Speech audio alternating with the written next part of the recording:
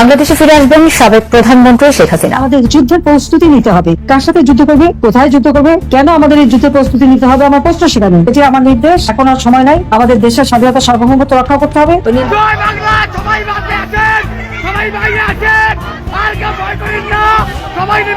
আর সহ্য করার সময় নাই।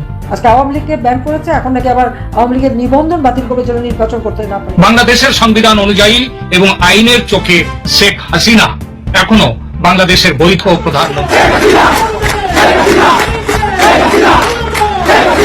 আগামী নির্বাচনে যদি শেখ হাসিনা আবার নির্বাচন করে তো ট্রিপল করে বাংলাদেশ আবার সরকার গঠন করবে।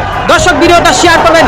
এই মুহূর্তে 2000-এর মতো সংযুক্ত আছেন, সবাই যদি শেয়ার করেন 1 ঘন্টাও কিন্তু সময় লাগবে না। 15 আগস্টকে ঘিরে দেশে আবারও উত্তাল পরিস্থিতি বিদ্যমান। আওয়ামী লীগের লক্ষাধিক নেতাকর্মীরা 15 আগস্টের মধ্যে শেখ হাসিনাকে আবার ক্ষমতায় বসাতে চায়। সাবেক প্রধানমন্ত্রী শেখ হাসিনাকে আবারও দেশে আনতে তাই সবাইকে বাইরে এসে মাঠ দখলের বার্তা দিয়েছেন দেশে অবস্থানরত নেতাকর্মীরা।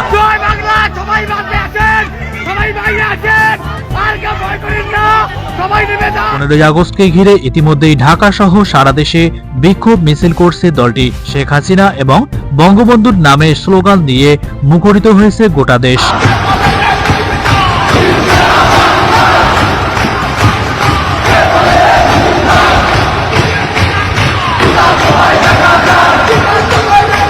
আওয়ামী লীগের এমন বিক্ষোভে টনক নড়ল ডক্টর ইউনূসের অন্তর্বর্তী সরকারের। আর অপরদিকে শেখ হাসিনা আসার খবরে এয়ারপোর্ট সহ নানা এলাকায় কড়া নিরাপত্তাও জারি করেছে ইউনূসের সরকার। দর্শক, যেমনটি কিন্তু আপনাদের দেখাচ্ছি, আওয়ামী লীগের রাজনৈতিক কার্যক্রম নিষিদ্ধ হলেও দেশ বিদেশে ছদ্মবেশে তৎপর রয়েছে দলটির নেতাকর্মীরা। গোপনে তারা একত্র হয়ে সহিংসতা বা হামলার পরিকল্পনা। সাম্প্রতিক সময়ে নেতাকর্মীদের উদ্দেশ্যে শেখ হাসিনা এক বার্তাও দিয়েছেন। এতে তাকে বলতে শোনা যায়, আমাদের যুদ্ধের প্রস্তুতি নিতে হবে। কেন এবং কোথায় যুদ্ধ করতে হবে এটা বিষয় নয়, এটাই আমার নির্দেশনা। আমাদের যুদ্ধের প্রস্তুতি নিতে হবে। কার সাথে যুদ্ধ করবে, কোথায় যুদ্ধ করবে, কেন আমাদের এই যুদ্ধের প্রস্তুতি নিতে হবে, আমার প্রশ্ন সেখানে। এটি আমার নির্দেশ। এখন আর সময় নাই। আমাদের দেশের স্বাধীনতা সার্বভৌমত্ব রক্ষা করতে হবে। ওই নির্বাচন আওয়াজ দিচ্ছে, সে নির্বাচন করবে না কোনোদিন, এটা আমি বলে দিতে পারি। এ পর্যন্ত যে কথা তাকে নিয়ে বলেছি সবই সত্য, কারণ আমি তো সবথেকে বেশি তাকে সুযোগ দিয়েছিলাম। কাজে এখন নির্বাচনে এখন যুদ্ধ খেলা দেখিয়ে বলবে যে হ্যাঁ এরকম অবস্থা, কি করে নির্বাচন করবো, পরিবেশ নাই। এখন যখন বলছে না, মানুষ তো আমাকে চায়, কোন মানুষ চায়? তিনি আরো বলেন, আর সহ্য না করে সবাই মাঠে নেমে পড়ুন। আর সহ্য করার সময় নাই। আজকে আওয়ামী লীগকে ব্যান করেছে, এখন নাকি আবার আওয়ামী লীগের নিবন্ধন বাতিল করে জন্য নির্বাচন করতে না। তার এই নির্দেশনা পাওয়ার সঙ্গে সঙ্গেই ঢাকার মাঠ গরম করলো লক্ষ লক্ষ আওয়ামী সমর্থকরা।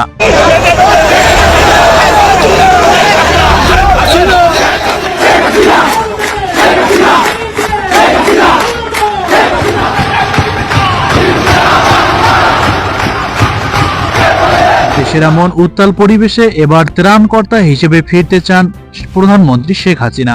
অন্তর্বর্তীকালীন সরকারকে হটিয়ে ভারতে পালিয়ে থাকা শেখ হাসিনাকে দেশে ফিরিয়ে এনে আবারও ক্ষমতায় বসানোর প্ল্যান করেছে একটি চক্র। একের পর এক চক্রান্ত চলছে।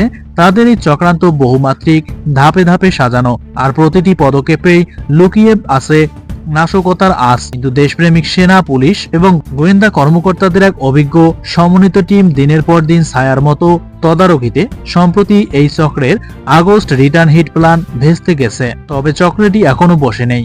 ষড়যন্ত্রকারীদের প্রথম প্ল্যান ভেস্তে গেলেও এখনো এখানেই খেলা শেষ নয়।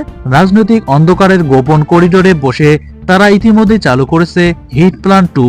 নতুন পরিকল্পনার মূল সময়সীমা অক্টোবর থেকে ডিসেম্বর। এই 3 মাসই হতে যাচ্ছে বাংলাদেশকে একটি নতুন ঝড়ের মুখে ঠেলে দেওয়ার প্রস্তুতি পর্ব। পুলিশ সদর দপ্তরের উচ্চপদস্থ একটি সূত্র নিশ্চিত করেছে, দ্বিতীয় ধাপের ছক আগের চেয়ে অনেক বেশি শক্তিশালী। একটি বিশ্বস্ত সূত্র বলছে, পরিকল্পনা 2 এর প্রথম পদক্ষেপ হবে দক্ষিণাঞ্চল থেকে। সেখানকার কৌশলগত কিছু এলাকায় নাশকতা দিয়ে কেন্দ্রীয় শাসনকে অচল করে দেওয়ার চেষ্টা হবে।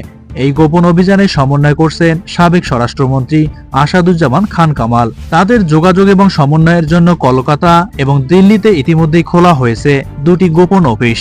সেখানে সক্রিয় হয়ে উঠেছে আওয়ামী লীগ। আর তাদের ছায়া সঙ্গী হিসেবে কাজ করছে কিছু গোয়েন্দা কর্মকর্তা, যারা আড়াল থেকে প্রয়োজনীয় রসদ এবং তথ্য সরবরাহ করছে। আওয়ামী লীগ এগোচ্ছে 3 টার্গেটকে সামনে রেখে। প্রথম লক্ষ্য ফেব্রুয়ারির জাতীয় সংসদ নির্বাচন ভণ্ডুল করে দেওয়া। দ্বিতীয় লক্ষ্য যে কোনো মূল্যে বিএনপির ভারপ্রাপ্ত চেয়ারম্যান তারেক রহমানের দেশে ফেরা ঠেকানো। আর তৃতীয় লক্ষ্য হচ্ছে সবচেয়ে শক্তিশালী লক্ষ্য, দেশে এমন ধারাবাহিক ঘটনা ঘটানো যা ধীরে ধীরে পরিস্থিতিকে গৃহযুদ্ধের দিকে ঠেলে দিবে। সৃষ্ট প্রতি বিপ্লবের মুহূর্তে তখন যেন শেখ হাসিনা জনতার ত্রাণকর্তা রূপে নাটকীয়ভাবে ফিরে এসে আবার প্রধানমন্ত্রী চেয়ারে বসতে পারেন, এমনটি আশা ব্যক্ত করে দেশে অবস্থানরত আওয়ামী সমর্থকরা। অন্তর্বর্তী সরকারের জন্য এই এক সমীক্ষা, তারা কি দ্বিতীয় দফার ঝড়কে আগাম থামাতে পারবে, নাকি ষড়যন্ত্রকারীরা সত্যি দেশের রাজনৈতিক মানচিত্র বদলে ফেলবে? এই প্রশ্নের উত্তর মিলবে সময়ের স্রোতে, কিন্তু নিশ্চিত একটি বিষয়, পরবর্তী কয়েক মাস বাংলাদেশের জন্য নিঃসন্দেহে হতে যাচ্ছে এক ভয়াবহ সময়। এদিকে তফসিল ঘোষণার আগেই পদত্যাগের ঘোষণা দিয়েছেন আসিফ মাহমুদ। আগামী জাতীয় নির্বাচনের তফসিল ঘোষণার আগেই সরকার থেকে সরে দাঁড়ানোর সিদ্ধান্তের কথা জানিয়েছেন অন্তর্বর্তী সরকারের স্থানীয় সরকার, পল্লী উন্নয়ন এবং সমবায় এবং যুব ক্রীড়া মন্ত্রণালয়ের উপদেষ্টা আসিফ মাহমুদ সজীব ভুঁইয়া। 12 আগস্ট রাতে ঠিকানা টিভি টক শোতে তিনি এই ঘোষণা দিয়েছেন। আসিফ মাহমুদ জানিয়েছেন, তিনি 2018 সাল থেকে রাজনীতিতে সক্রিয়। তার মতে, নির্বাচনের সময় যারা রাজনীতিতে থাকেন তাদের সরকারে থাকা উচিত নয়। এই আদর্শের উপর ভিত্তি করে তিনি তফসিল ঘোষণার আগেই পদত্যাগ করবেন। তিনি জুলাই গণঅভ্যুত্থানের ছাত্র প্রতিনিধি হিসেবে সরকারে রয়েছেন এবং দাবি করেন যে ক্ষমতার মোহে নয়, বরং এই আন্দোলনের পক্ষে সোচ্চার থাকার জন্য তিনি কাজ করছেন। তিনি জানান, জুলাই ঘোষণাপত্র, জুলাই সনদ এবং স্থানীয় সরকার সংস্কার প্রস্তাবের মতো কিছু গুরুত্বপূর্ণ কাজ এখনো বাকি রয়েছে, যা সম্পূর্ণ না হলে একটি ঐতিহাসিক দায় থেকেই যাবে। টকশোতে তিনি সরকার গঠন, সামরিক বাহিনীর ভূমিকা, জুলাই আন্দোলনের মিত্রদের বিভাজন এবং তার রাজনৈতিক ভবিষ্যৎ নিয়ে কথা বলেন।